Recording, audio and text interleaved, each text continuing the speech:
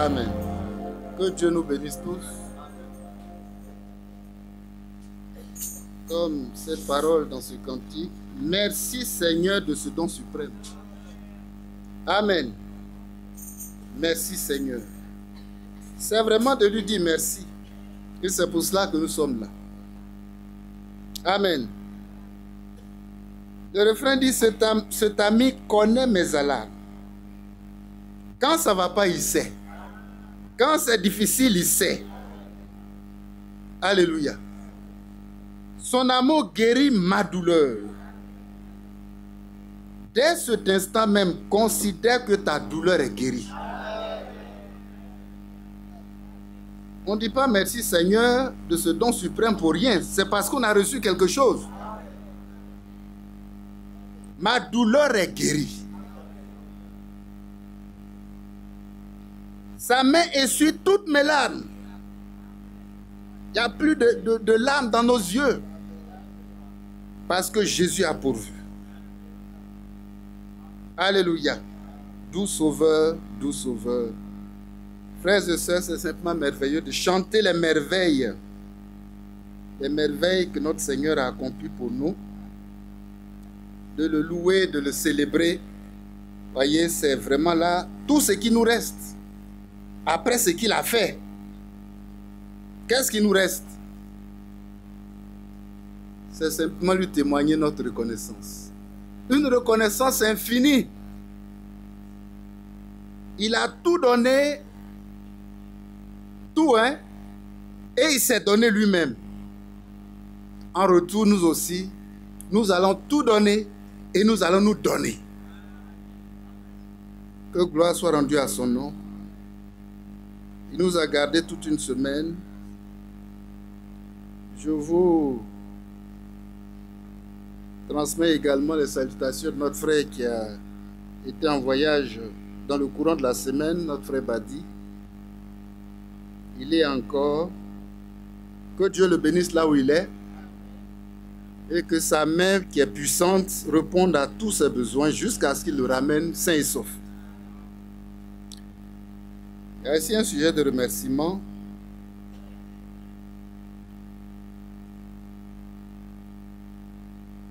Frères et sœurs, que Dieu vous bénisse. La famille Achoua remercie le Seigneur pour la naissance de leur fils. Le bébé et la maman se portent bien par la grâce de Dieu. Que toute la gloire soit à Dieu. Amen. C'est vraiment un mot de reconnaissance et de remerciement. Et nous disons merci Seigneur pour ce que la main de Dieu a fait pour cette famille-là. La délivrance dans l'accouchement. Frères et sœurs, c'est tout simplement la grâce de Dieu. Et nous sommes reconnaissants à Dieu pour ce que sa main a fait. Amen. Inclinez encore.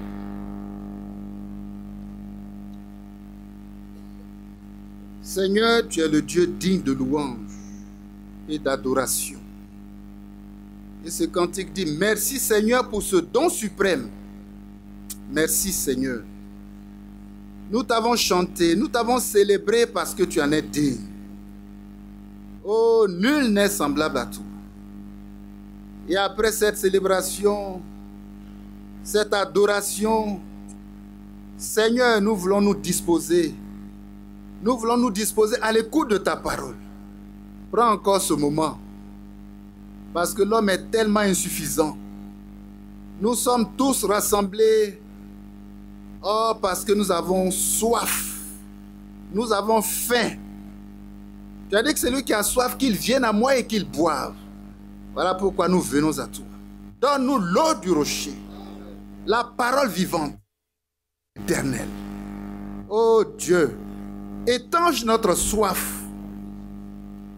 Étanche notre soif ce matin. Oh Seigneur, parce que l'eau que toi tu donnes, l'homme ne peut pas donner. Oh, c'est vrai, c'est ce que tu as dit à cette femme au puits. Elle a pensé qu'elle pouvait donner de l'eau, mais tu lui as démontré que toi, tu donnes une eau éternelle. Celui qui boira de cette eau n'aura plus jamais soif. Oh, n'aura plus jamais soif. Mais cette eau coulera en lui une source vivante jusqu'à la vie éternelle. C'est cette expérience que nous demandons ce matin. C'est pourquoi tiens-nous par la main, fais-nous rentrer dans le rocher et étanche notre soif. Réponds à nos besoins. Les alarmes, tu les as vaincues pour nous. Les douleurs, les difficultés, tout est accompli pour notre délivrance. Seigneur, nous voulons vivre cette expérience bénie. Soutiens notre foi. Donne-nous de voir. Donne-nous de voir les choses d'en haut. Là où notre vie est cachée en Jésus. Seigneur, c'est ce que nous attendons. Ce n'est ni par la force, ni par la puissance, c'est par ton esprit. Contrôle donc ce moment. Guéris-nous, vivifie-nous et fortifie-nous. Édifie-nous au nom de Jésus-Christ. Amen. Merci Seigneur.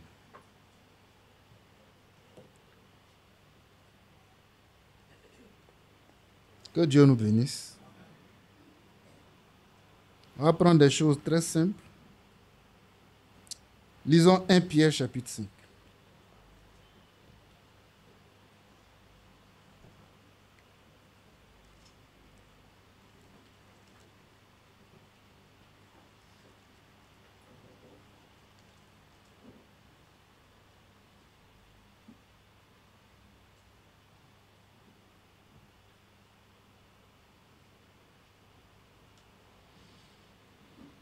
La femme a dit, Seigneur, donne-moi de cette eau.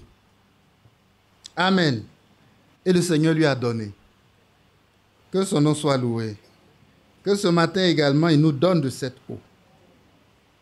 Cette eau vive.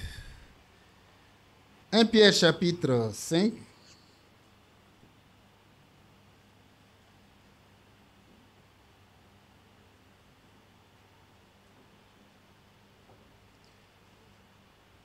On va aller à partir du verset 6.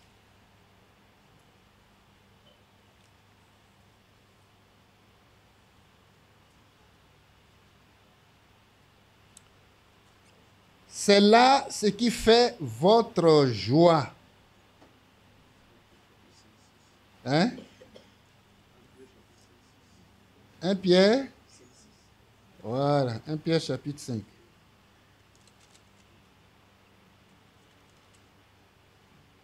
Verset 6. Humiliez-vous donc sous la puissante main de Dieu, afin qu'il vous élève au temps convenable. Et déchargez-vous sur lui de tous vos soucis, car lui-même prend soin de vous. Amen. Lui-même prend soin de vous. Lui-même. Il n'a pas confié à quelqu'un, ni à un sacrificateur, ni à un pasteur, ni à un prédicateur, mais lui-même. Verset 8 dit, soyez sobres, veillez. Votre adversaire, le diable, rôde comme un lion rugissant, cherchant qui il dévorera. Verset 9. Résistez-lui avec une foi ferme, sachant que les mêmes souffrances sont imposées à vos frères dans le monde. Amen. Le Dieu de toute grâce qui vous a appelé en Jésus-Christ. Amen. À sa gloire éternelle. Après que vous aurez souffert un peu de temps, vous perfectionnera lui-même, vous affermira, vous fortifiera, vous rendra inébranlable. Oh! À lui soit la puissance au siècle des siècles. Amen. Voilà une parole de Dieu que nous lisons ce matin pour notre édification. Frères et sœurs,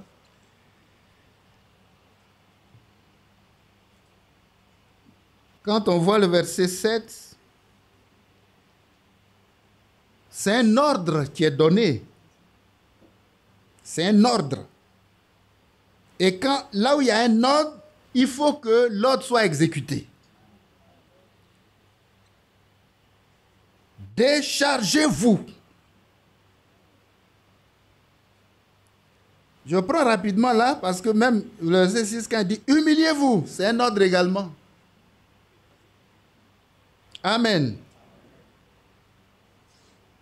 Sous la puissante main de Dieu. Et l'ordre doit être exécuté. Déchargez-vous sur lui. Quand on voit un tel ordre que la parole de Dieu déclare, déchargez-vous sur lui de tous vos soucis. Quand il y a un tel ordre dans la parole de Dieu, c'est la preuve que tout le monde est chargé. Qui n'est pas chargé? Tout le monde est chargé. Tout le monde est chargé. Mais également, tout le monde doit se décharger. Amen. Tout le monde doit se décharger.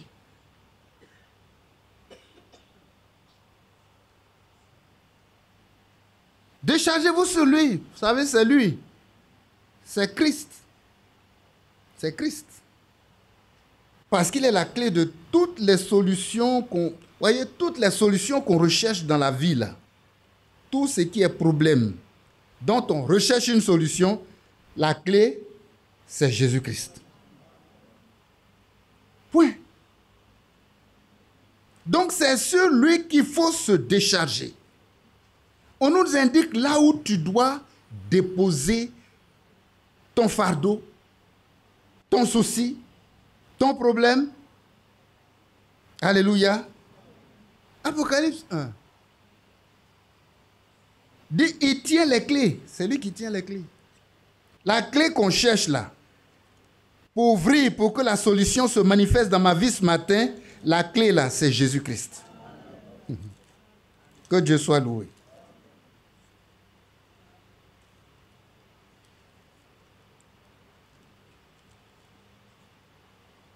C'est pourquoi ne viens pas avec incertitude, voyez, les regards perdus, tu promènes des regards inquiets. Non, non, tout ce qu'on a chanté ce matin est valable. Portons les regards sur Jésus. Il ne faut pas le regarder seulement. Tu es chargé et tu seras déchargé. Tu seras déchargé.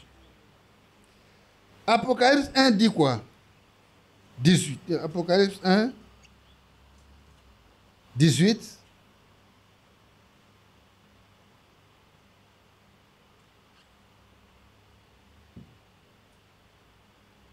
Bon, pour bien cerner, il faut prendre à partir du verset 17 où il est écrit « Quand je le vis, je tombais à ses pieds comme mort.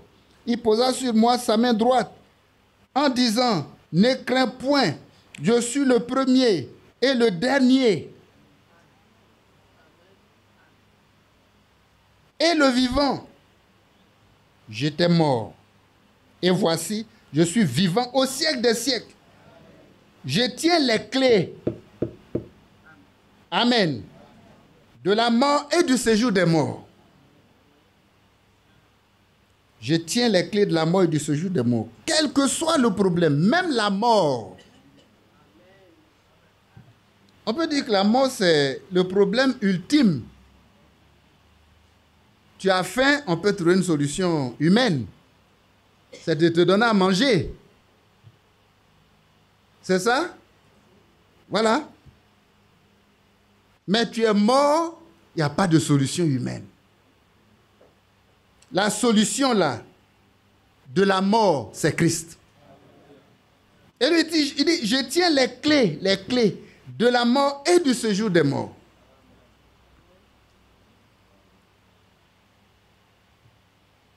Christ est là. Mais ce n'est pas par lui qu'il faut se décharger. Hein. Il ne va pas vous aider ou bien... Non, ce n'est pas lui qui vous décharge. C'est vous-même qui vous déchargez. Qu'est-ce qui est écrit? Déchargez-vous. C'est toi qui sais le poids qui est sur toi. C'est toi qui sais le fardeau. Combien de fois tu es écrasé. Voyez? La douleur que cela te cause. Mais si l'occasion est là de te libérer, il faut se libérer. On n'attend pas. Le Seigneur n'a pas dit, viens, je vais te décharger. Il dit, toi-même décharge-toi. C'est cette nuance-là que j'aimerais qu'on saisisse fortement ce matin dans notre méditation. Oui. Parce que c'est très, très, très important. C'est comme ça que ça marche. C'est comme ça que ça marche. Christ est là, c'est vrai. Tu es venu, il est là. Mais ce n'est pas lui qui va nous décharger. C'est toi qui vas te décharger. Et décharge-toi. Amen. Décharge-toi.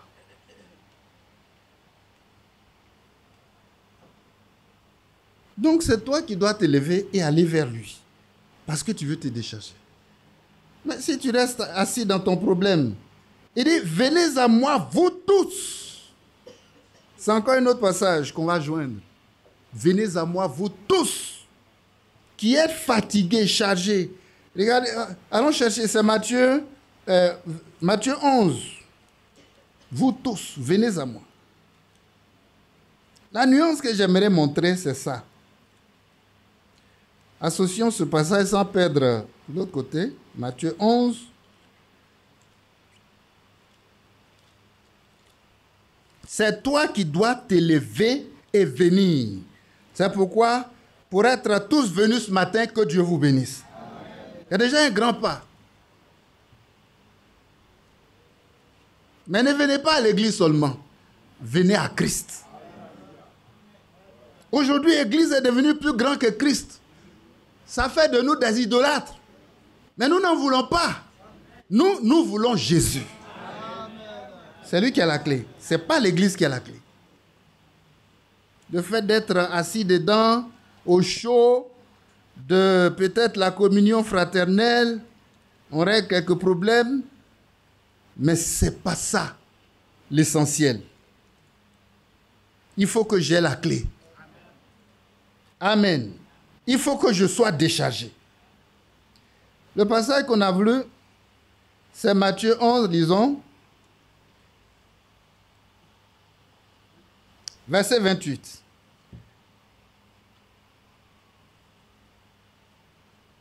Venez à moi, vous tous,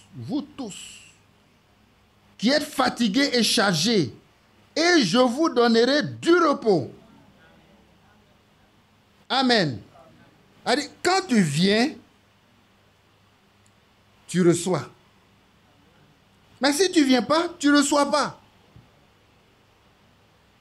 Amen. Quand tu te décharges sur lui, il agit. Il agit dans ta vie pour te libérer. Mais quand tu ne te décharges pas, il n'agit pas. Si tu ne viens pas, tu ne reçois pas. Que Dieu nous aide. Vraiment à comprendre exactement la parole de Dieu. Vous savez, quand on a lu 1 Pierre 5,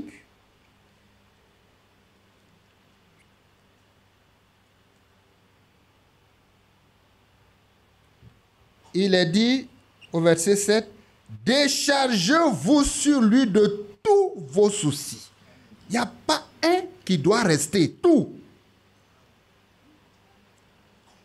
Il nous libère de tout.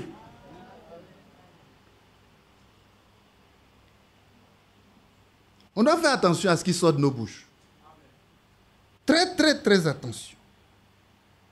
Quand on ouvre la bouche pour parler, là, il faut parler la foi. Il faut parler la parole.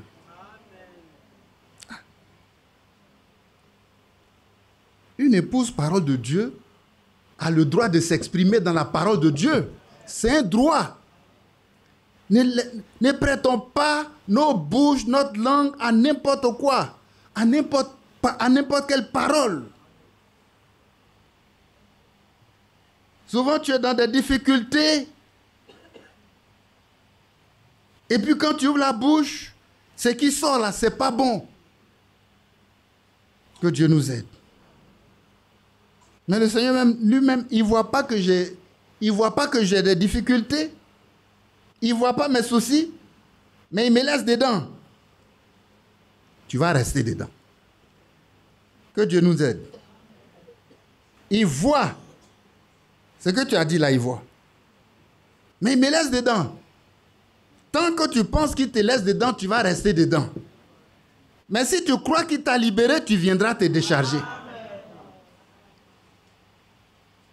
L'incrédulité nous a trop dominés.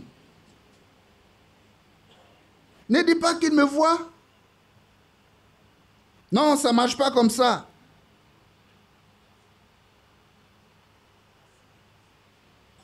Ça ne marche même pas comme ça. Que Dieu nous aide. Quelque part, c'est écrit, quand tu es tenté, ne dis pas que c'est Dieu qui me tente. C'est ça? Quelque part dans Jacques, on va lire ça également. On va dégager un peu les alentours comme ça.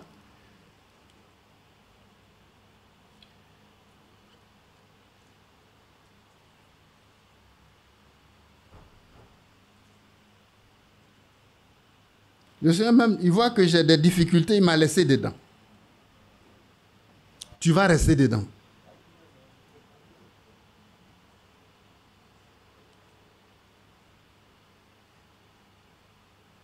Comme tu crois qu'il t'a laissé dedans, tu vas rester dedans.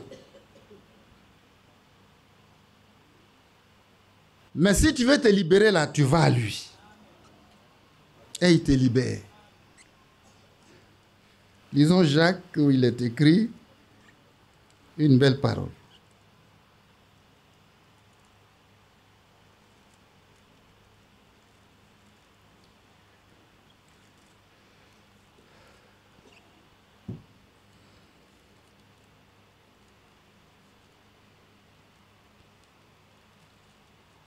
Voilà, c'est Jacques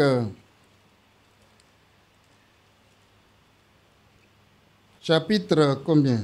1. Je vois que c'est là.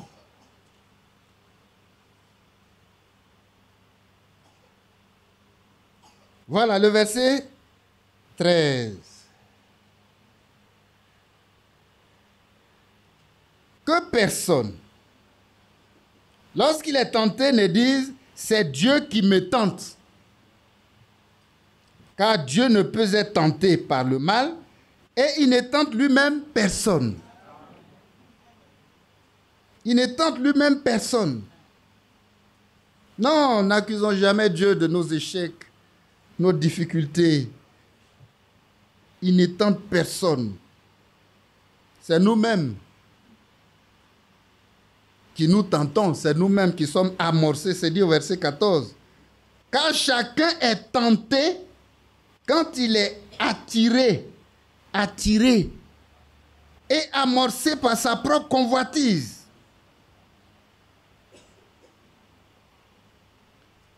Certainement qu'il y a un tentateur, mais toi tu es attiré. Et il y a quelque chose en toi qui veut ça, qu'on appelle ça convoitise. Tu es amorcé par ta propre convoitise et tu tombes dedans. Tu tombes dans le mal. Verset 15. Puis la convoitise, lorsqu'elle a conçu, enfante le péché. Et le péché étant consommé, produit la mort. Ne vous y trompez pas, mes frères bien-aimés. Que Dieu nous bénisse. Non, non, nos échecs, nos difficultés, Dieu n'a rien à voir avec ça. Ce n'est pas Dieu qui te tente quand le mal dans ta vie, il voit, toi aussi tu vois, tu sais, puisque c'est toi qui vis ça. Et tu attends, parce que le Seigneur voit que tu es en difficulté aussi. Il dit que c'est le Père, il fait quoi? Que Dieu nous aide. Mais lui, il dit, venez à moi. Vous tous qui êtes fatigués et chargés. Venez. Amen. J'aime bien le témoignage du fils prodigue. Il dit, je me lèverai, j'irai vers mon Père. Amen. Cet élan-là, c'est merveilleux pour nous. C'est comme ça, chacun de nous doit se lever et aller vers son Père. Quand le Seigneur, il a pris notre place, il a dit, pratiquement, il nous a montré ce chemin-là. Il dit, je vais vers mon Père qui est votre Père. Vers mon Dieu qui est votre Dieu. S'il est notre Père, ça veut dire que nous aussi, on doit aller vers lui. S'il est notre Dieu, ça veut dire que nous aussi, on doit aller vers notre Dieu. Je me lèverai, j'irai vers mon Père. Cet homme, il souffrait tellement. Il souffrait tellement. C'est Luc. Lisons dans l'Évangile le témoignage de ce fils prodigue pour que ça nous inspire ce matin. Luc chapitre 15.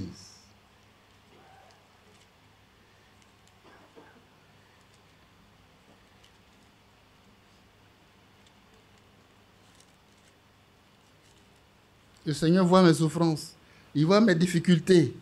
Mais qu'est-ce qu'il a fait? Tu poses la question à qui? Il faut la poser à toi-même.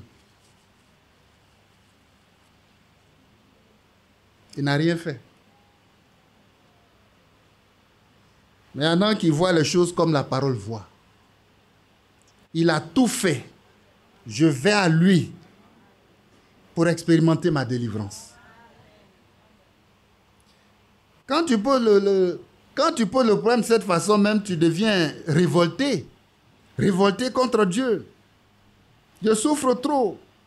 Les turbulences de la vie. C'est tous les jours. Que Dieu nous aide. C'est tous les jours. Tu te sens dépassé par tout ce qui se passe autour de toi. La pression du travail, la pression familiale, les soucis, les incertitudes financières, tout ce qu'on peut s'imaginer qui... Tu es envahi. Tu es envahi. Que Dieu nous aide. Hein? Parfois, tu te demandes, mais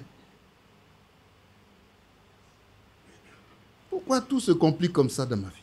Tout est compliqué. Voilà. Je ne trouve pas de solution. Tes inquiétudes s'accumulent. Inquiétude pour tout, inquiétude pour l'avenir, pour tes proches, pour ta famille, pour tes enfants. Inquiet pour ta famille, pour ta santé. Les soucis là, et même à ça aujourd'hui s'ajoutent les soucis de ta préparation pour que le Seigneur puisse t'enlever quand il viendra. Est-ce qu'il y en a il y en a eux qui sont tellement noyés dans les problèmes qu'ils oublient même ça. Ce côté spirituel là. Mais que Dieu nous aide à ne pas oublier. C'est aussi des soucis, hein. Comment serai-je prêt? La soeur dit, comment serai-je prête? Le frère dit, comment je serai prêt le jour où le Seigneur vient? Ce souci-là, si tu déchasses ça sur Jésus, tu auras la solution. Mais tant que tu creuses ta tête avec ça, tu vas rentrer dans toutes les doctrines possibles. Que Dieu nous aide. Et tu ne trouveras pas de solution malheureusement. Ces doctrines-là vont te caser quelque part, mais quand le Seigneur vient, tu es surpris de voir que tu n'y vas pas.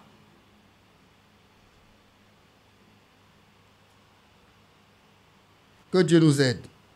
Beaucoup de problèmes, beaucoup de difficultés, beaucoup de soucis.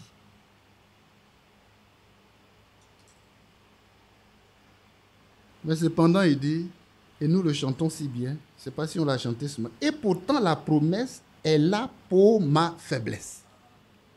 Amen. Le Seigneur pourvoira. Il dit, je ne vous abandonnerai point. Je ne vous laisserai point. L'homme de foi se tient sur ce principe-là. Il ne voit pas que Dieu sait que tu as des problèmes. Tu as lui raconter. Il sait même, quand tu es malade là, il sait même les détails. Ça dit, ta maladie là, sa gravité, toi-même, tu ne sais pas. Mais Dieu sait. Si c'est une maladie qui est à la mort ou qui n'est pas à la mort, lui, il sait. Mais toi, tu es là, tu t'inquiètes seulement. Putain, j'ai mouru. Je suis guéri. Et puis, tu t'inquiètes. Arrête. Que Dieu nous aide à arrêter. Amen. C'est le cas de ce jeune homme-là. C'est pas pour rien qu'on a pris le passage. Voyez, Luc 15. Pour aller vite.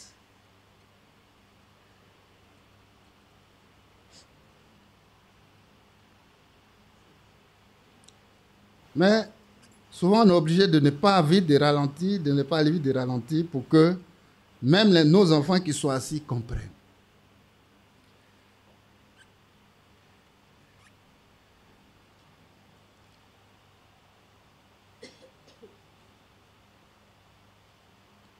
Le Seigneur a donné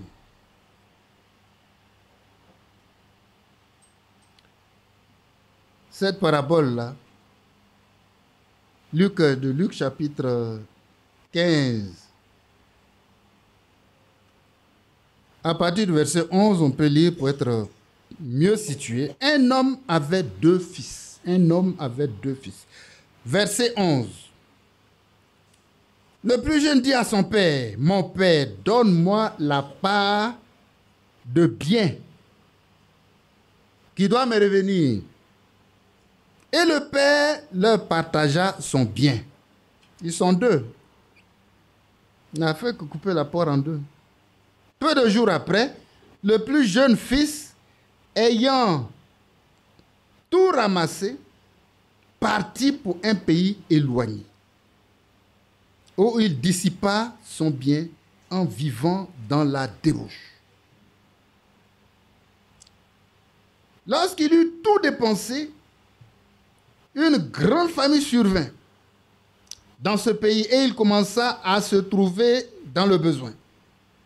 Il alla se mettre au service d'un des habitants du pays qui l'envoya dans ses champs garder les pourceaux. Il aurait bien voulu se rassasier des carouges qui mangeaient les pourceaux, mais personne ne lui en donnait. Étant rentré en lui-même, Amen, il s'est dit, voilà, combien de mercenaires chez mon père. C'est-à-dire, les mercenaires, c'est les ouvriers. Hein?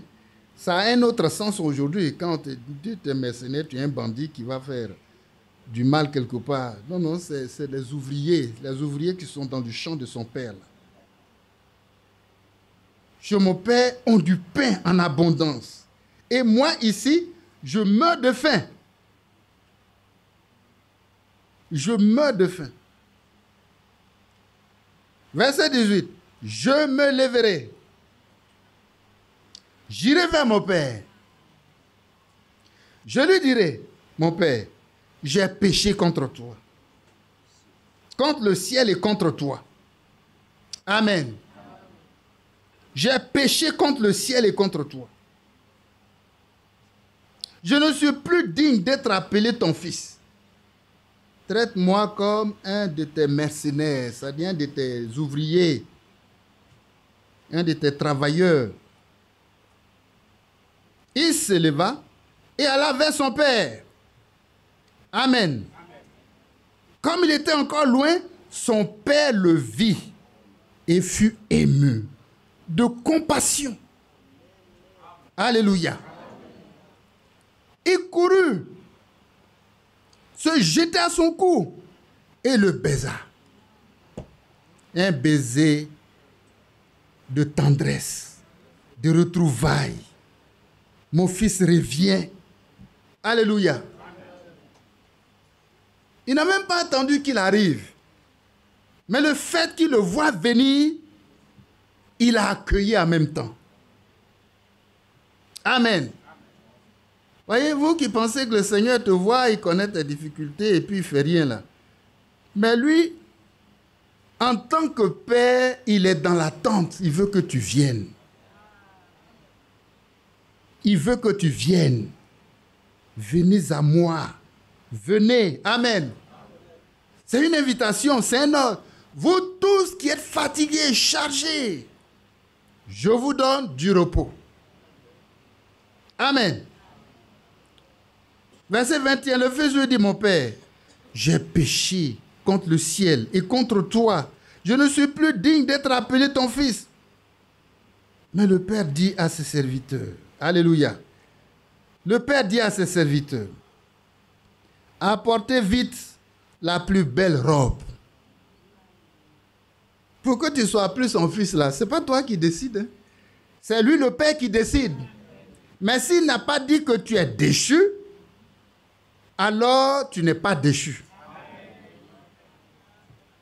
Non, ce que j'ai fait là, c'est trop grave. Je mérite un bannissement total. Mais ce n'est pas toi qui bannis. Celui qui a dit, viens à moi là, il n'a pas prévu le bannissement. Il a prévu la réhabilitation. Te remettre à ta place que tu as perdue. Par ta désobéissance, ton péché. Oh, que Dieu nous aide. Apportez vite la plus belle robe. Alléluia. Et l'en revêtez. Mettez-lui un anneau au doigt et des souliers aux pieds. Imaginez-vous, ça fait combien d'années qu'il n'a pas porté souliers? Peut-être même que ses pieds-là même sont devenus cailleux, voyez, galeux et tout ça. Est-ce que ça peut rentrer dans le soulier même? Que Dieu nous aide. Non, ça montre combien il a souffert, loin de son père. Souvent on pense que, oh, ils sont là même là. Ils font quoi? Moi-même, je vais me chercher. Tu vas te chercher où? Que Dieu nous aide à rester là où notre Père nous a mis. Il ne faut pas te chercher ailleurs. Le seul lieu d'adoration qu'il a pourvu. Pour faire régner son nom, c'est sa parole. Restons avec la parole de Dieu.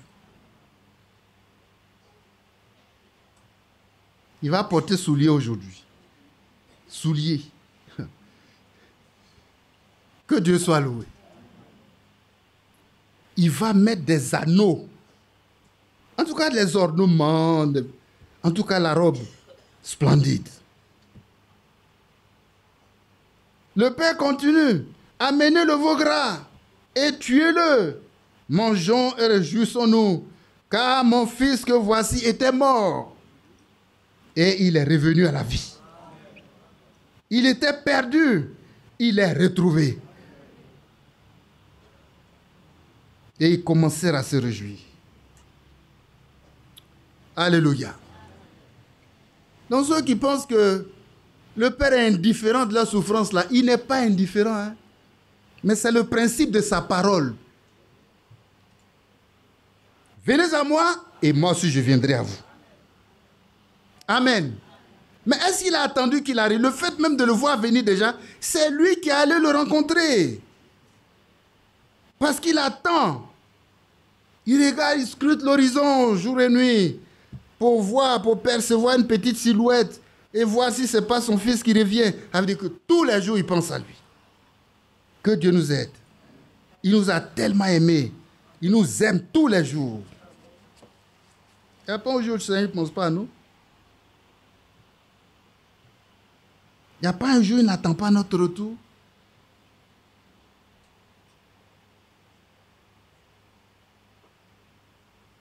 C'est maintenant qu'il faut laisser tomber les armes de la rébellion.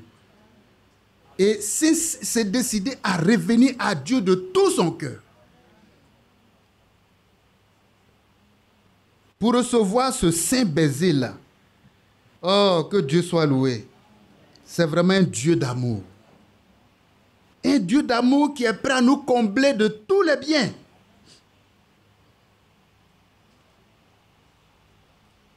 Amenez le veau gras, verset 23. Tuez-le. Mangeons et réjouissons-nous. Alléluia, c'était une fête. La fanfare était là. Tout ce que vous pouvez vous imaginer. Oh, verset 25. Le fils aîné était dans les champs. Lui, il continue de servir son père. Lorsqu'il revint et approcha de la maison, il entendit la musique et les danses. Hein? Il y a quoi à la maison aujourd'hui? Parce qu'il n'a pas, avant d'aller au champ, son père n'a pas dit qu'il y a un événement. C'est pas ça? Voilà. Verset 26. Il appela un des serviteurs et lui demanda ce que c'était. Ce serviteur lui dit, ton frère est de retour. Et parce qu'il l'a retrouvé en bonne santé, ton père a tué le veau gras. Oh, verset 28. Il s'est mis en colère et ne voulut pas entrer. Son père sortit et le pria d'entrer. Mais il répondit à son père, voici, il y a tant d'années que je te sers, sans avoir jamais transgressé tes ordres. Et jamais tu ne m'as donné un chevreau pour que je me réjouisse avec mes amis. Et quand ton fils est arrivé, c'est lui qui a mangé ton bien avec des prostituées. C'est pour lui que tu as tué le veau gras. Sincèrement, donnons raison au frère aîné. Tout ce qu'il a dit là, c'est vrai. C'est vrai. Cette frustration-là, il a raison. Verset 31. Mon enfant, lui dit le père, tu es toujours avec moi. Et tout ce que j'ai est à toi. Mais il fallait bien s'égayer et se réjouir. Parce que ton frère que voici était mort. Et il est revenu à la vie. Il était perdu. Et qu'il est retrouvé. Oh, gloire soit rendue à l'Éternel. Gloire soit rendue à l'Éternel. Vous voyez que le père, il ne voyait pas ce que le fils voyait. Sinon, ce qu'il a dit là, c'est vrai. Il lui a donné raison. Il dit, mais tu as quel problème? Tout ce qui est ici là, c'est pour toi. Le jour où tu veux attraper un chevreau, tu l'attrapes, tu vas manger avec tes amis, il n'y a pas de problème. Mais celui-là, et celui-là, c'est toi, c'est moi. Que Dieu nous aide. Celui-là. Vous savez, la communion fraternelle est difficile dans la famille.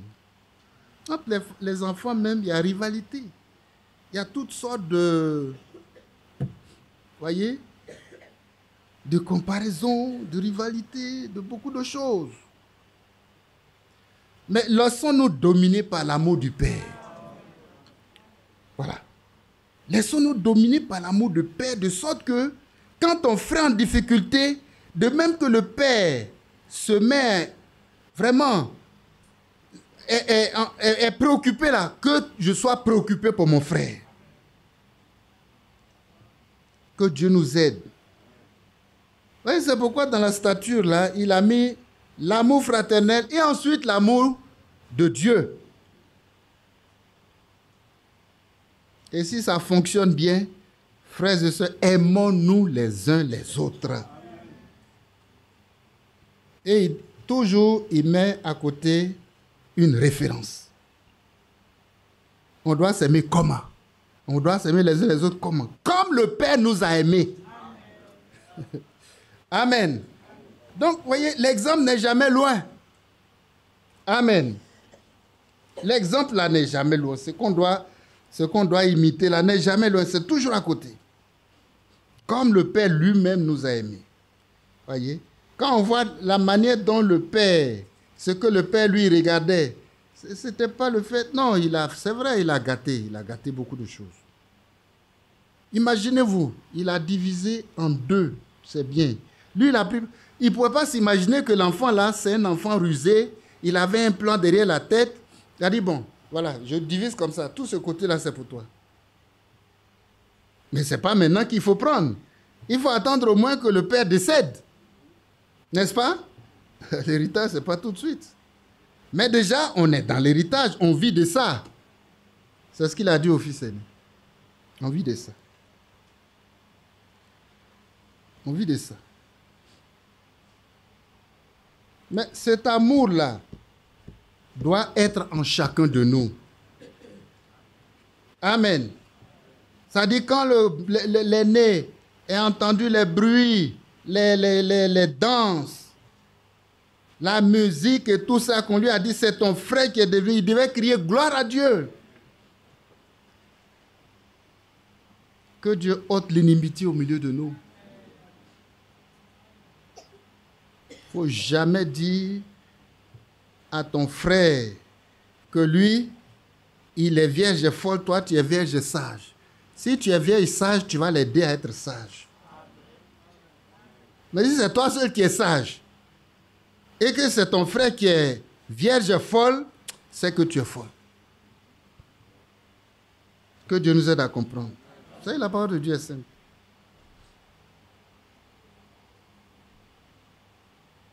La parole de Dieu est simple.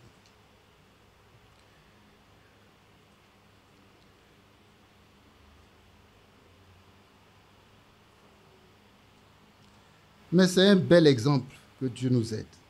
Je me lèverai, j'irai vers mon Père.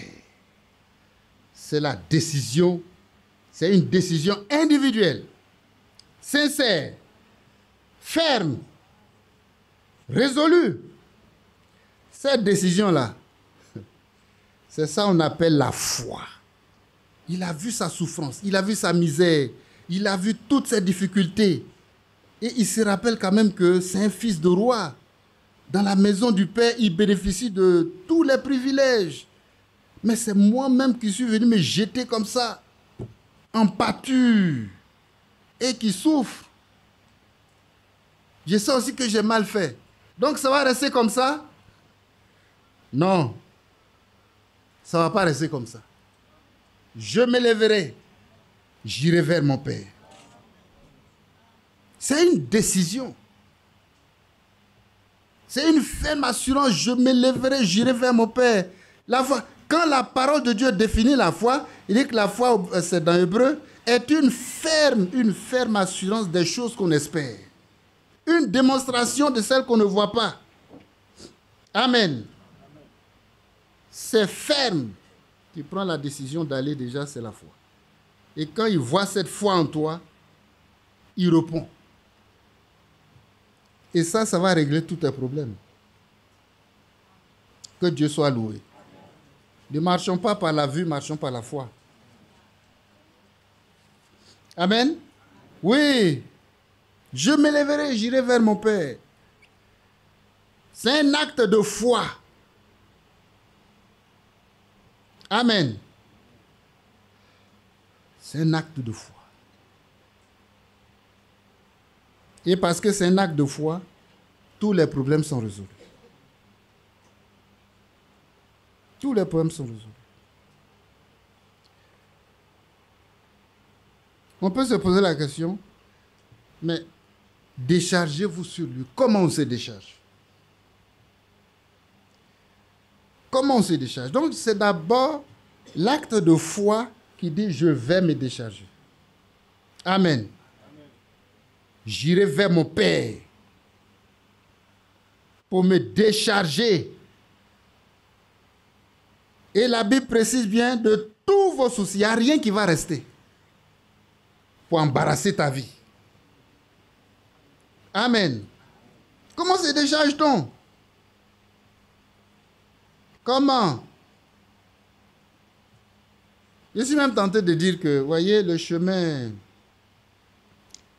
de Christ, c'est un chemin à sens unique. C'est-à-dire qu'on ne va pas dans un sens, dans les deux sens. Le Seigneur est là-bas, c'est toi qui dois venir. Amen. Oui, oui. C'est toi qui vas t'élever par la foi et aller à lui. Un chemin à sens unique. L'homme pécheur, par la foi, va vers son Sauveur. C'est ça le chemin du Christ, c'est à sens unique. Si tu ne t'engages pas, tu ne le vois pas. Mais quand tu t'engages par la foi, lui-même n'attend pas que tu arrives. Hein? Il s'élève pour te rencontrer en chemin. Parce qu'il y a longtemps, il attend ce jour. Le jour de la repentance. Amen. Il est dit que quand un pécheur se répand, il y a même fête dans le ciel. C'est pas la même chose qu'on vient de lire là? Oh, que Dieu nous aide. Un chemin à sens unique.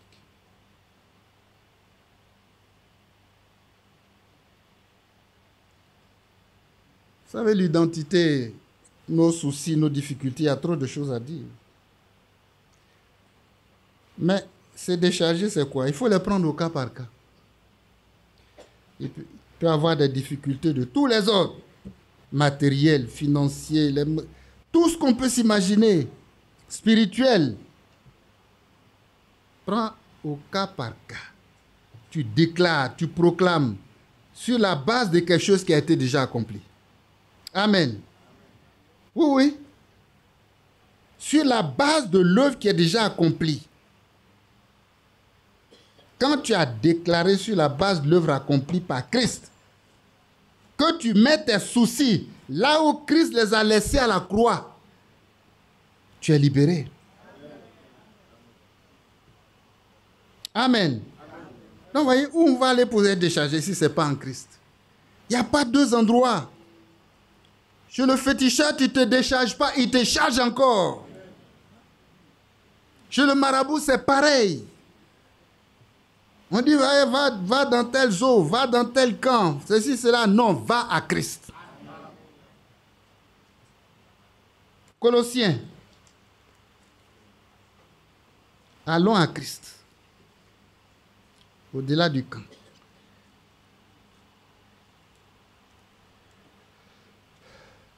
Colossiens chapitre 1.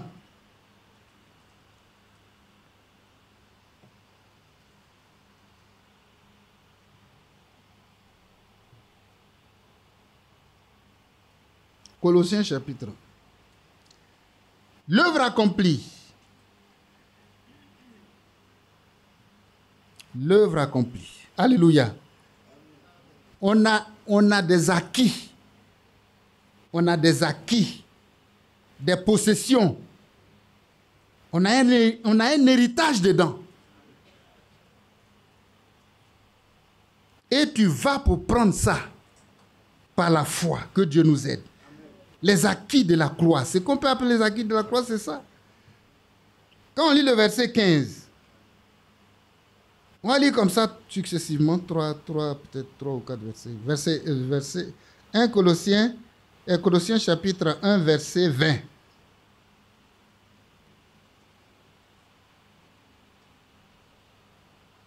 À partir du verset 19, il a dit, car Dieu a voulu que toute plénitude habitât en lui. Il a voulu par lui réconcilier tout avec lui. Tant ce qui est sur la terre que ce qui est dans les cieux. En faisant la paix par lui, par le sang de sa croix. Amen. Amen.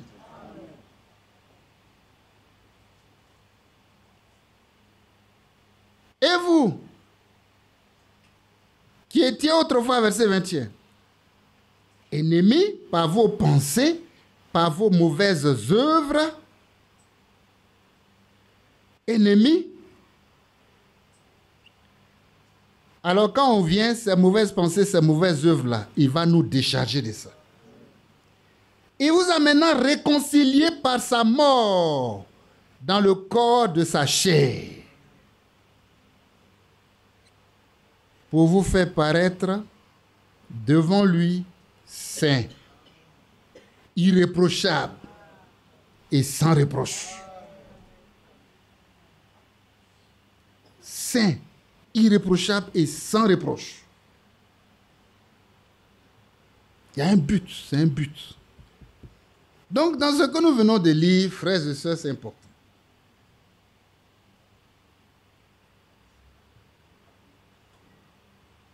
L'œuvre que Christ a accomplie là, ça me fait rentrer dans la paix et la réconciliation. C'est déjà accompli. Viens seulement et décharge-toi pour repartir avec ça. Tu verras plus la nécessité de repartir. Tu restes là pour la vie. Amen. Parce que c'est là-bas que tu as été libéré. Là où tu as été libéré, là, c'est là que tu restes. Amen. Tu iras où encore? Donc quand on dit, voici l'œuvre accomplie, les acquis de la croix, voici un premier acquis. Et c'est par le sang de la croix, hein, je redis le verset 20. Il a voulu par lui réconcilier tout avec lui-même. Tant ce qui est sur la terre que ce qui est dans les cieux, en faisant la paix par lui, par le sang de sa croix. Amen. Vous qui étiez autrefois étrangers, ennemis, chargés de péché, vos pensées, vos mauvaises œuvres, quand je viens, le Seigneur me décharge de tout cela. L'œuvre de la croix me décharge de tout cela. L'œuvre de Golgotha me décharge de tout cela. Il ne fait pas le vide pour me laisser. Il fait le vide pour mettre en moi sa vie, sa nature. Désormais, quand on paraît là, verset 22, pour vous faire paraître devant lui. Amen. Le résultat de l'œuvre de Golgotha, on est des saints, irréprochables, sans reproche.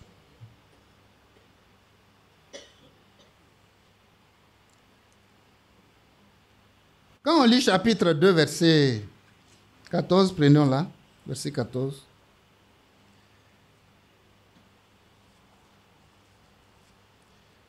Voilà ce qui nous décharge. Verset 14. Il a effacé. Il a effacé. Amen. L'acte dont les ordonnances nous condamnaient et qui subsistait contre nous. Tout est effacé. Les gros livres, c'est rempli. En tout cas, les détails de tous les péchés que tu as commis, tout est enregistré. C'est des piles, des piles, des piles, des piles, des piles, des piles comme ça. Plusieurs, je ne sais pas combien on peut compter pour toi seul. Mais dès que le Seigneur te voit venir, il va t'accueillir. Les acquis de l'œuvre de Golgotha effacent. Toutes tes pages deviennent blanches. Alléluia. Et il faut croire. Croire que tous tes péchés sont effacés. Tous tes péchés sont effacés. Toutes tes pages sont devenues blanches. Parce qu'il a effacé.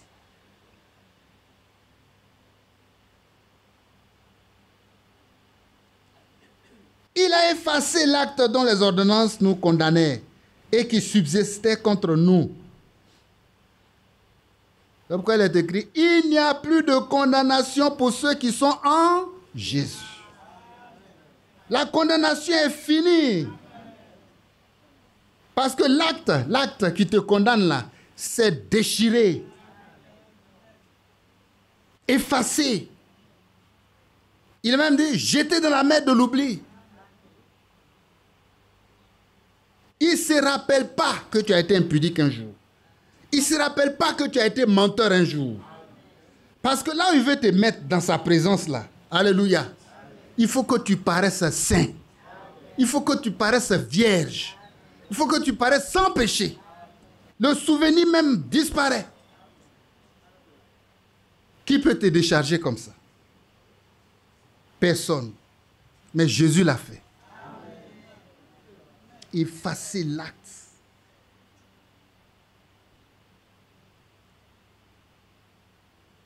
Effacer l'acte dont les ordonnances nous condamnaient.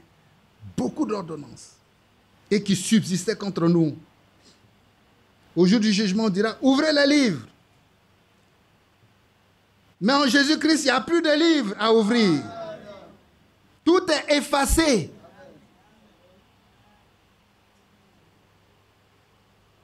Donc nous n'allons plus en jugement.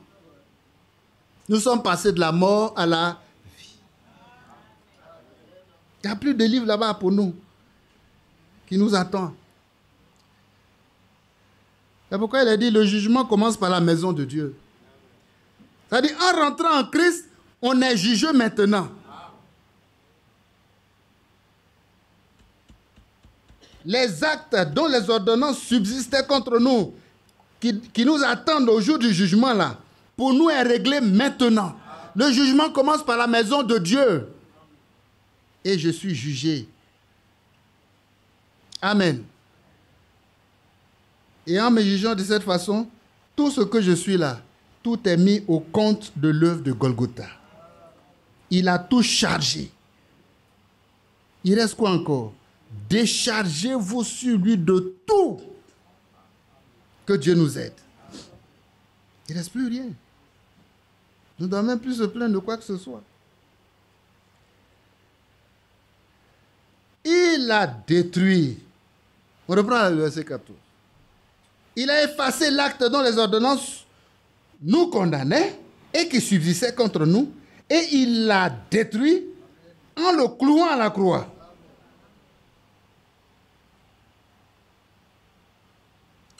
Amen. En le clouant à la croix. Verset 15.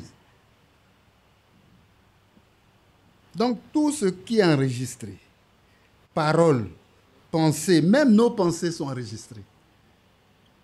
Il y a des actes et des ordonnances, voyez, des gros livres de... Allez-y chez les juges là-bas. Allez-y chez les magistrats. Vous allez voir les livres. Les lois qui condamnent. Mais moi, je suis libéré. Il l'a détruit en le clouant à la croix. Amen. Et quand il a fini de régler le problème du péché de cette façon, verset 15, il a ensuite dépouillé les dominations. Quand quelqu'un est dépouillé, imaginez-vous ce que c'est. Les dominations, les autorités. Il les a livrées publiquement en spectacle et a triomphé d'elles par la croix. Que personne donc ne vous juge. On est déjà jugé. Amen. On est déjà passé en jugement. Les dominations. Il les a dépouillées. Quand quelqu'un est dépouillé, ça veut dire qu'il n'a plus de pouvoir. Il n'a plus de puissance. Il a dépouillé les dominations. Donc ceux qui dominent là ne peuvent plus dominer. Ils ont été dépouillés de leur domination.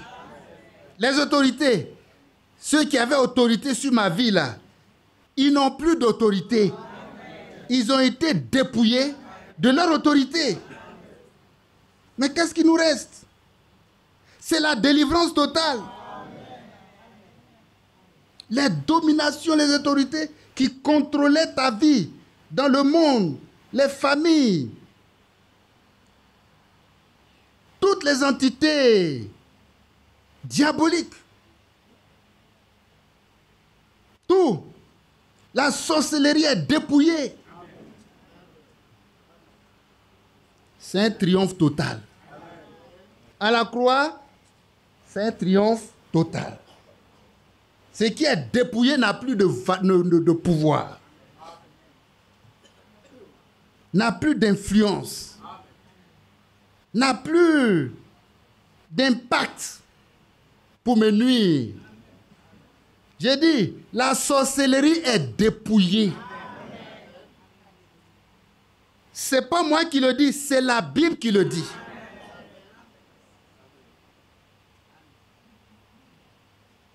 Amen.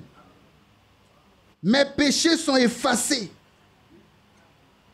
Les dominations, ceux qui dominent sur ta famille, là. On dit, oh, c'est des pactes de famille, les esprits de famille. Décharge-toi. Amène-les ici.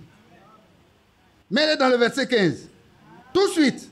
Il ne faut même pas te lever. Et ils seront dépouillés.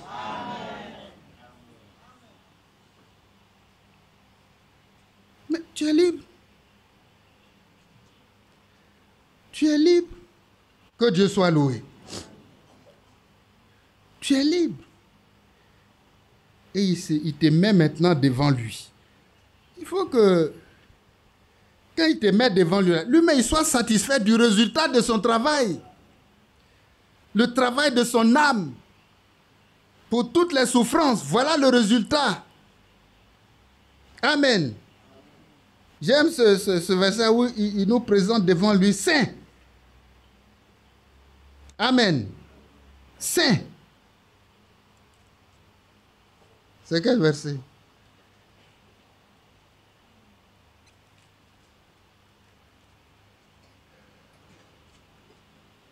Verset 22. Au chapitre 1, on l'a lu tout à l'heure. Pour vous faire paraître devant lui saint. S'il y a encore une domination, un esprit de famille qui influence ta vie, et parce que tu es de la famille Boto, donc toi tu dois être influencé encore, cette domination est dépouillée. Tu es famille Badou, cet esprit-là t'influence encore, cette autorité est dépouillée. C'est valable pour toi. Je les mets tous au compte de, voyez, de l'œuvre accomplie dans ce verset. Dépouillé. Dépouillé. Domination, autorité, tout. Oh, c'est merveilleux. Je peux donc crier Alléluia, gloire à Dieu, je suis libre. Je suis libre. C'est une réalité, hein? Toute condamnation, tout sort, tout pacte, tout ça, ce sont des actes de Satan. Mais le Seigneur les a détruits. Les liens de famille, il a tout détruit. Les soucis de la vie, il a tout détruit. Comment? En les clouant à la croix. Donc, qui doit venir pour expérimenter sa délivrance? C'est toi-même qui dois t'élever. Je m'élèverai. J'irai vers mon Père et je vais expérimenter une délivrance totale. Plus rien ne doit influencer ma vie.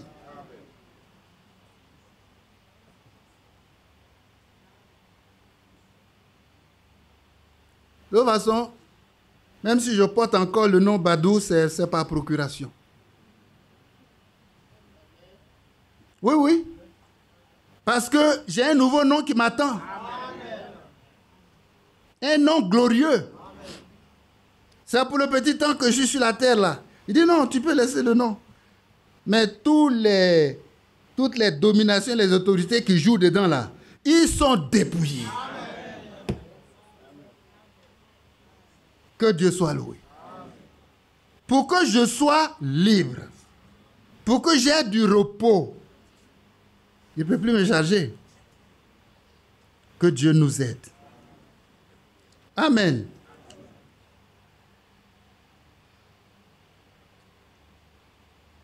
Vous savez, le prophète a dit, toutes les promesses, Dieu te bénisse.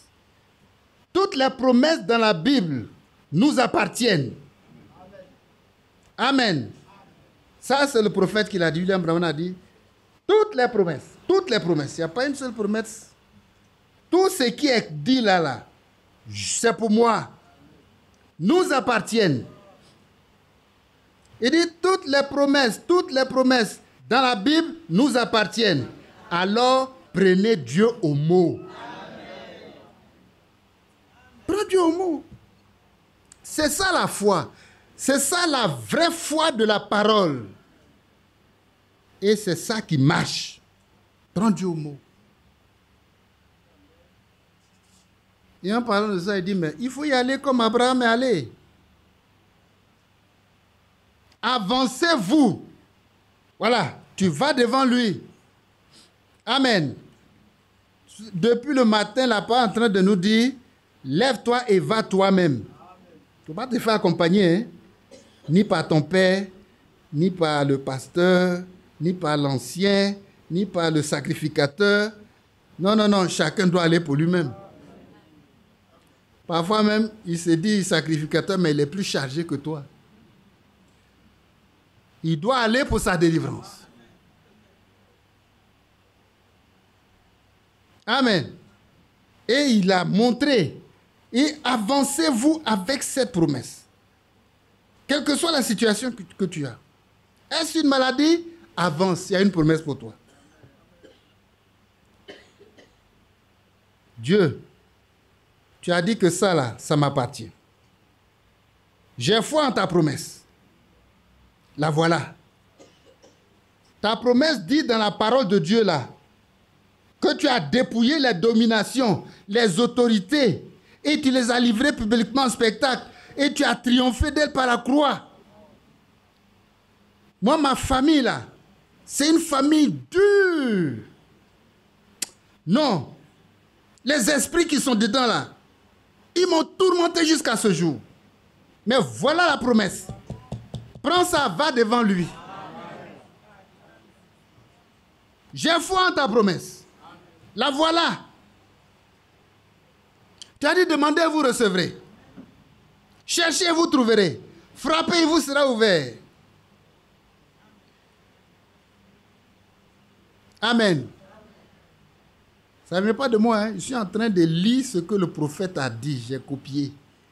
Et j'ai dit, ah, ça là, c'est ce qu'on doit appliquer. Prends la promesse et va. J'irai vers mon Père. Je lui dirai, mon Père, j'ai péché contre toi, contre le ciel, contre Dieu, contre toi. Et ça se règle dans le verset 14. Mais dans le verset 15, il y a des démons, des dominations. Il y a la sorcellerie qui est dure dans ma famille. J'envoie ce dossier-là. Alléluia.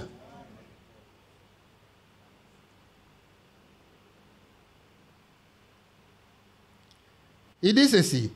Mais voici, Seigneur, je suis ici, je frappe, je cherche, je demande, je dois recevoir. Je dois recevoir. C'est le principe de la parole de Dieu. Hein?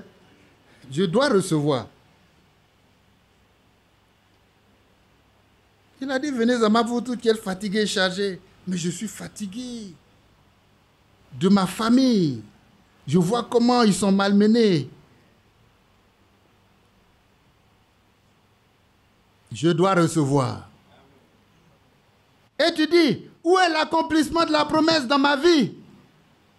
Amen. Où est l'accomplissement de la promesse dans ma vie? Alors il dit, à cet instant précis, quelque chose se produit. À ce moment-là, quand vous appliquez cette parole-là, quelque chose se produit. Prenons Dieu au mot. Amen. Parce que chacun doit faire son expérience dans la parole.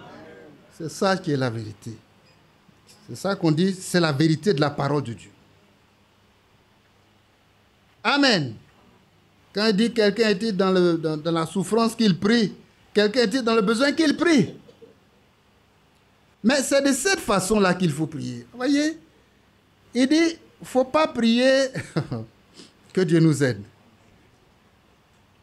ne faut pas prendre ton problème là pour aller, pour dire, bon, par exemple, c'est la maladie. Tu es malade. Tu es malade. C'est pas ça? Tu es malade. Oui, il sait que tu es malade. Que Dieu nous aide. Il sait que tu es malade.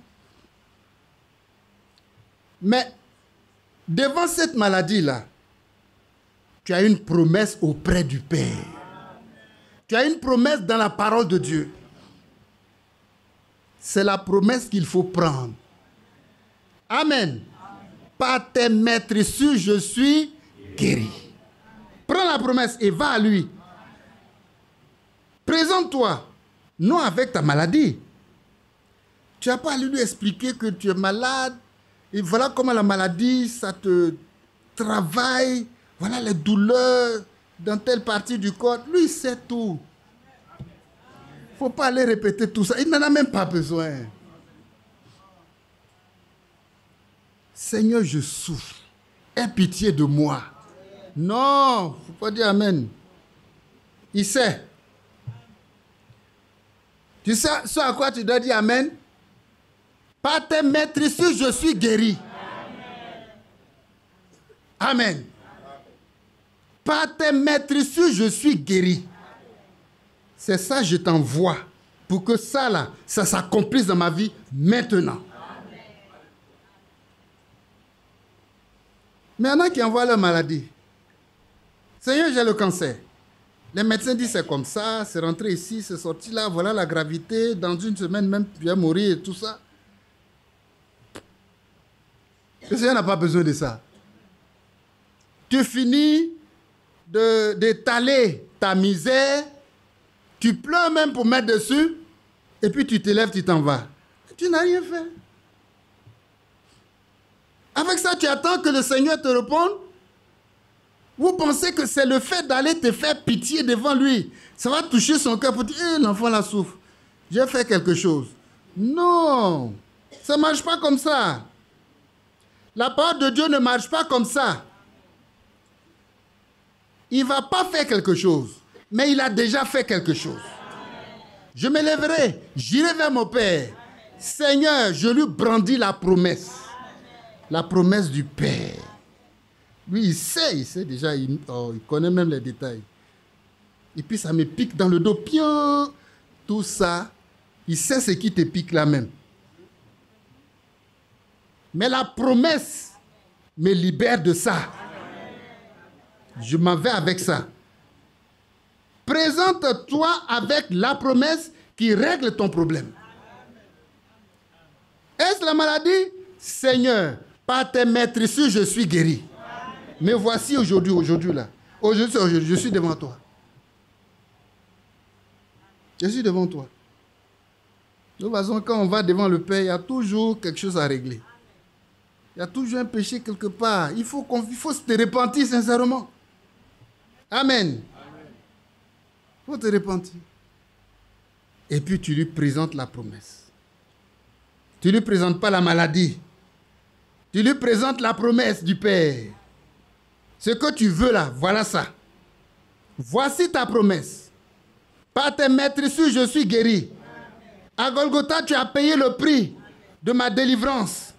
Je frappe, je cherche, je demande. Tu demandes quoi? La guérison. Et je dois recevoir. Amen. Je dois recevoir. Alléluia. À ce moment précis, le prophète dit, à ce moment précis, les choses changent. Que Dieu soit loué. Que Dieu soit loué. Ça doit corriger notre manière de nous présenter devant Dieu. Ça doit corriger. On pense que c'est en allant se faire pitié. Et puis bon, il va lui-même voir que j'ai trop gêné pour la maladie là. Je fais pitié maintenant. Il va m'aider, il va me décharger. Non, il t'a déjà déchargé. Prends la promesse. et va prendre Dieu au mot, il sera obligé d'agir. Que Dieu nous aide. Il est obligé. La femme à la perte de sang, elle n'a pas fait long. Hein? Est-ce qu'elle allait avec sa maladie? Non, les médecins ont dit que depuis 12 ans, elle en souffre. Est-ce que le Seigneur ne sait pas? Il sait. Mais un jour seulement. Elle a dit, je m'en vais. Il y a beaucoup d'obstacles qui m'empêchent de le toucher. C'est un monde fou. Mais je vais le toucher. Et si je le touche, je suis guéri.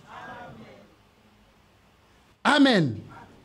Ça se repose sur une promesse. C'est sa foi qui l'a touché. Il a dit, qui m'a touché? Je m'imagine Pierre à côté, les autres disciples, mais comment tu dis qu'il t'a regardé ce monde-là? Tout le monde te bouscule, tu dis qui m'a touché. Il dit non. Celle qui a reçu là, elle sait qu'elle l'a touché vraiment. Parce qu'elle a reçu, aucun d'autre ne l'a reçu. Alléluia. Déchargé d'un fardeau de 12 ans. Oh. Que Dieu soit loué. Déchargé. C'est elle qui sait qu'elle l'a touché. Elle dit, c'est moi. Elle avait même peur. Mais le Seigneur a plutôt félicité sa foi. Quand tu m'as touché, il y a une puissance qui est sortie de moi. Et j'ai su que quelqu'un m'a touché.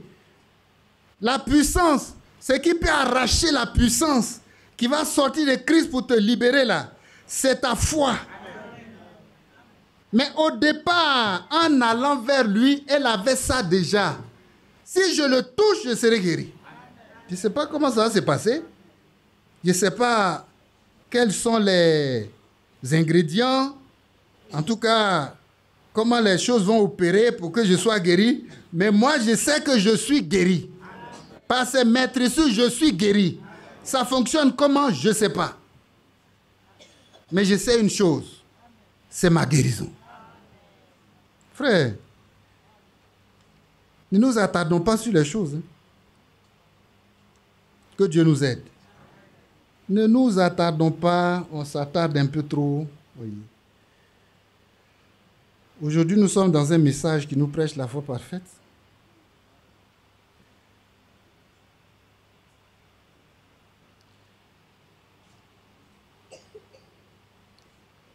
Vous savez, il y a en parlant de famille et tout ça, il y a un verset que nous allons voir dans Ésaïe chapitre 53. Parce qu'en lisant Colossiens, il dit, le résultat de tout ça, c'est qu'il nous présente à lui-même. Alléluia. Ça, c'est merveilleux. Mais vous savez que Dieu ne peut pas se présenter une œuvre inachevée. Toute œuvre que lui il accomplit, c'est une œuvre parfaite. Et si à la croix il a crié, tout est accompli, frère, tout est mis en place pour que nous soyons sauvés, pour que nous soyons enlevés quand le Seigneur vient. Alléluia. Pour que nous soyons une épouse parfaite. Tout est là déjà, dans la parole de Dieu. Ça dépend de notre manière maintenant d'aller nous décharger. C'est de ça qu'il s'agit.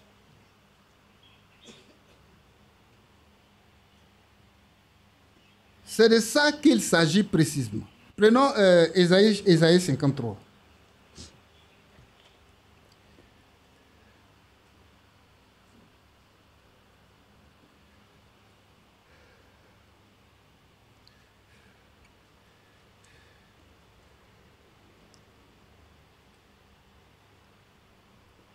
Au verset 10 et 11, il dit, « Il a plu à l'Éternel de le briser par la souffrance. Après avoir livré sa vie en sacrifice pour le péché, il verra une postérité et prolongera ses jours. et l'œuvre de l'Éternel prospérera entre ses mains. À cause du travail de son âme, il rassasiera ses regards. Alléluia. Par sa connaissance, mon serviteur juste justifiera beaucoup d'hommes et il se chargera de leurs iniquités.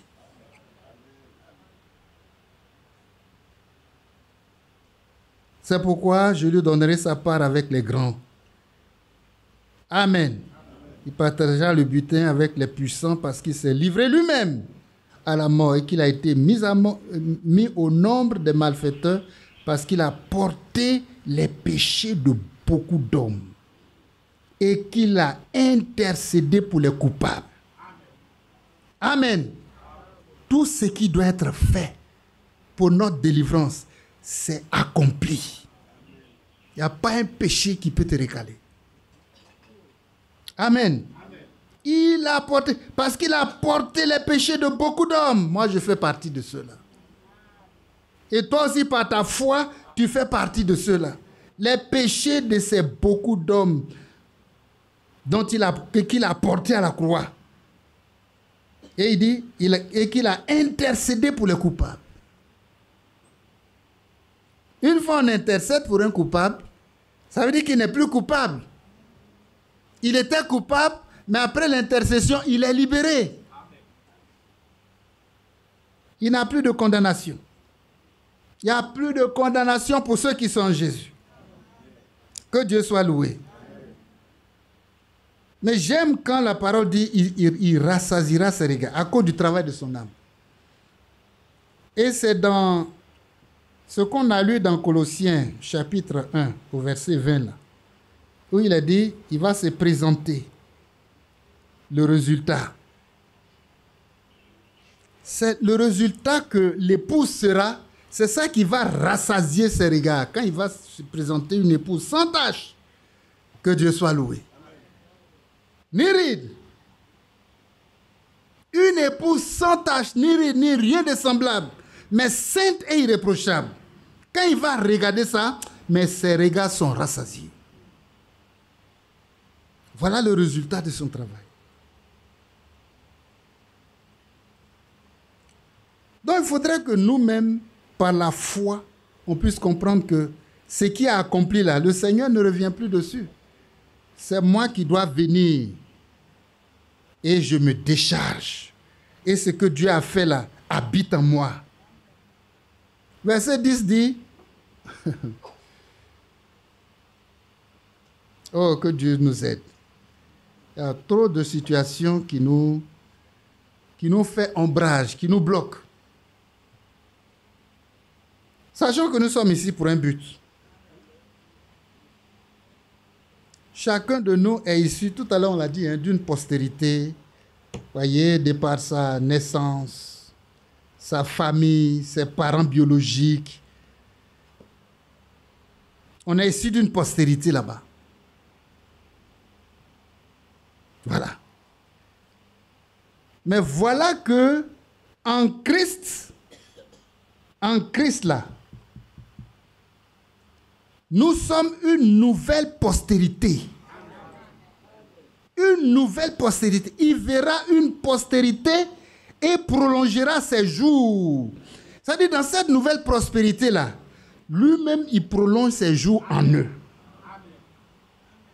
C'est-à-dire, c'est Christ qui est en nous, qui vit. Si je vis, ce n'est plus moi qui vis, c'est Christ qui vit en moi. Dans cette nouvelle postérité-là. C'est là-bas où on est né en Christ. C'est dans cette postérité que la nouvelle naissance nous introduit. C'est la postérité de Jésus-Christ. Lui-même, il prolonge ses jours dans cette postérité-là. Et si c'est dans cette nouvelle postérité que je vis maintenant, ça veut dire que mon ancienne postérité charnelle, de naissance charnelle, là, c'est arrêté. Je n'ai plus rien à voir là-bas. Je veux dire que les effets de cette postérité-là ne me touchent plus. Le Seigneur a coupé les liens Amen. Les liens sont coupés. En Christ, j'ai une nouvelle naissance. Amen. Qui fait que je suis de sa postérité. Et tous ceux qui sont dans cette nouvelle postérité voyez, du verset 10, Ésaïe 53, il a dit, lui-même, il prolonge ses jours en chacun d'eux. Et l'œuvre de l'Éternel prospérera entre ses mains. Amen. Oh, c'est normal. C'est normal. Et vous pensez que toi, tu es dans cette nouvelle postérité. Le diable va te réclamer encore dans l'autre postérité là-bas, alors qu'il est dépouillé. Que Dieu soit loué. Il y a encore une domination, une autorité familiale qui va te réclamer. C'est vrai, votre ennemi, le diable, rôde, cherchant qui pourra dévorer. Mais tu n'es pas dévorable. Résistez-lui avec une foi ferme. Et toi-même, tu es étonné de voir le diable fuir.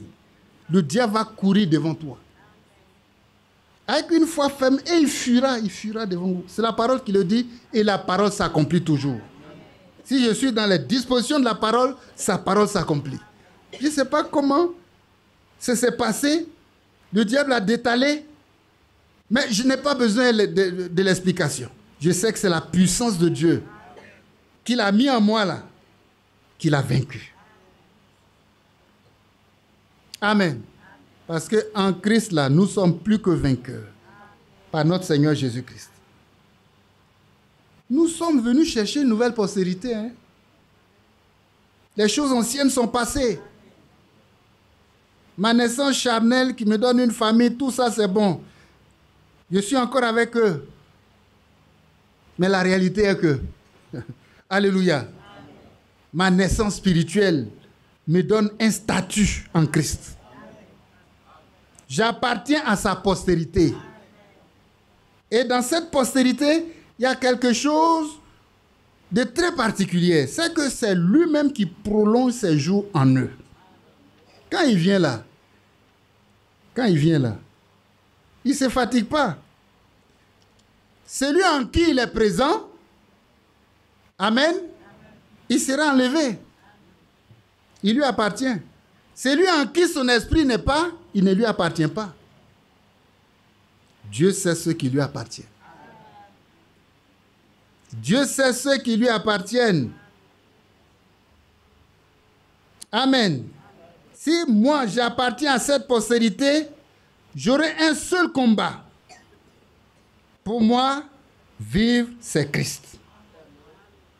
Et je ferai partie de ceux qui vont se présenter un jour. Son œuvre les a totalement nettoyés. Il n'y a pas un seul péché qui a résisté. Ils sont saints. Ils sont quoi encore? Colossiens. Je veux citer exactement ce qui est cité dans les Écritures. Hein? Irréprochables.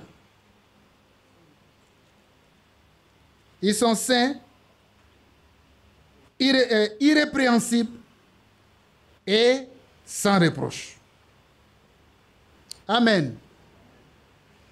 Quelqu'un qui est répréhensible, c'est quelqu'un qu'on ne peut pas reprendre parce qu'il n'y a pas de défaut en lui. Que Dieu nous bénisse. Amen. Quand vous prenez le dictionnaire pour chercher un peu la définition de postérité, ils vont dire la postérité d'une personne comprend l'ensemble des descendants. Et puis ensuite, il y a des ascendants. Et c'est des générations. C'est générationnel. Des descendants directs, indirects, toutes sortes de mélanges. Et tout. Il y a des lignées, il y a des petits-enfants, des arrière-petits-enfants, et ainsi de suite. Tout cela, ils font partie de la postérité.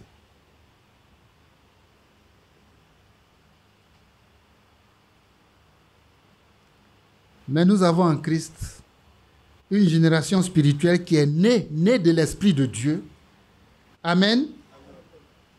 Et nous sommes dans l'attente de faire partie de cette génération spirituelle née de l'Esprit de Dieu. C'est ce qui fait que nous aussi, on est dans la postérité là, de Christ. Je n'ai pas signalé ça aux frères.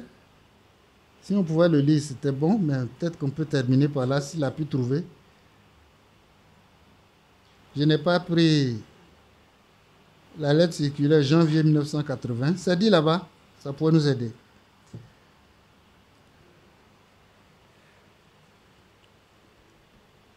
Et j'ai vu que il y avait tellement de choses à apprendre que je n'ai pas pris. Hein? Tu as pu? Page 1. Janvier 1980.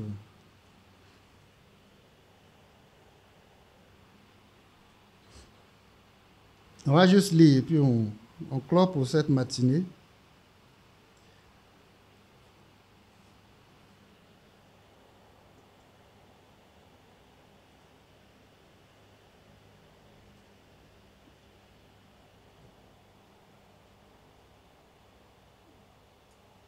Voilà, il faut remonter.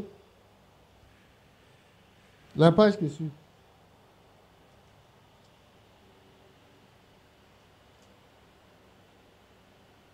Une génération spirituelle.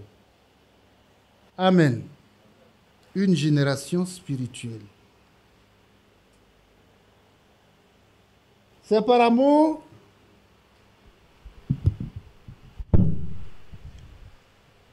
que Dieu nous a engendrés par l'Esprit et fait naître à nouveau pour une espérance vivante.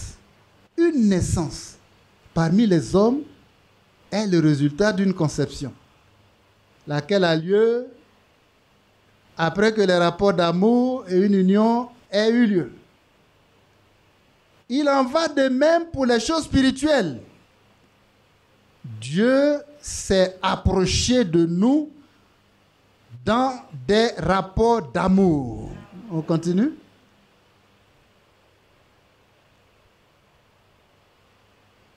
C'est la suite?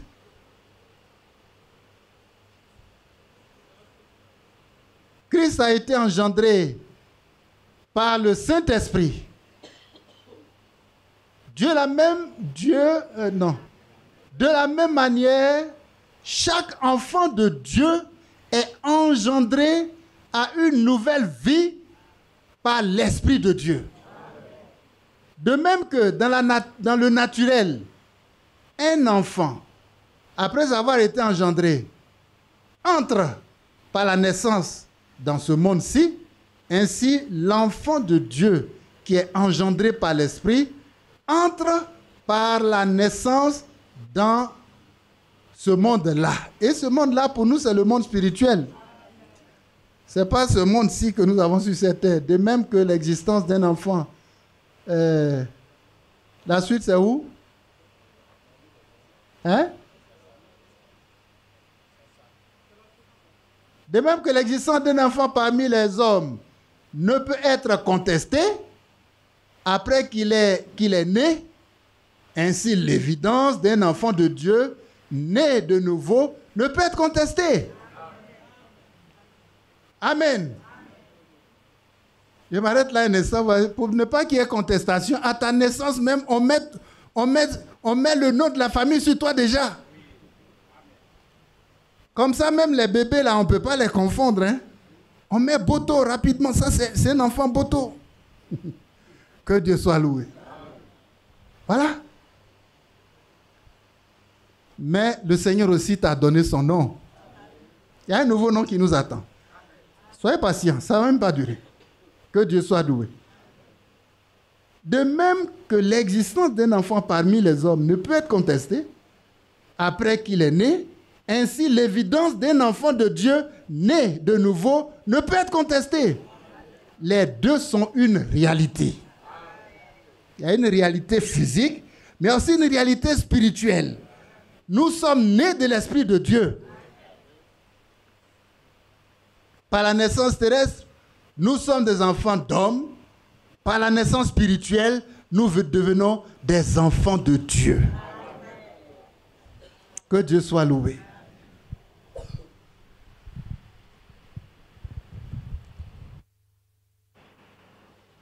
C'est le verset 10. Il verra une postérité. Et dans cette postérité-là, lui, il prolonge ses jours. Et l'œuvre de l'Éternel prospérera entre ses mains. Et il va se présenter cette postérité bientôt. Une épouse sans tache, ni ride, ni rien de semblable, mais sainte et irréprochable. Pourras-tu faire partie? On va se lever pour crier à lui. Seigneur, me voici. Je veux faire partie. Fais-moi grâce. Prions le Seigneur.